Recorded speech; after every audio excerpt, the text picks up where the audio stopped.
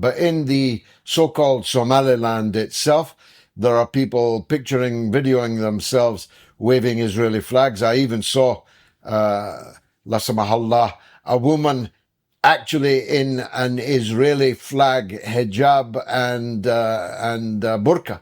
She was done up to the full nines in Israeli colors. And the airbase has already begun work. Israel is this very day hardening the shelters, building underground, turning the Berbera airbase into an Israeli airbase.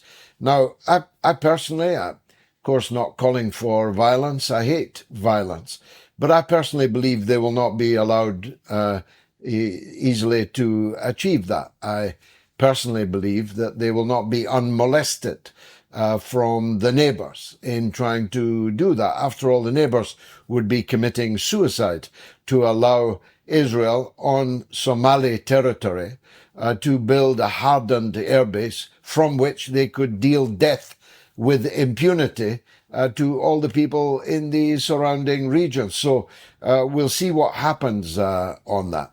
But on the hypocrisy point that you make, I'm afraid, Sarah, you'll discover that the world is full of that.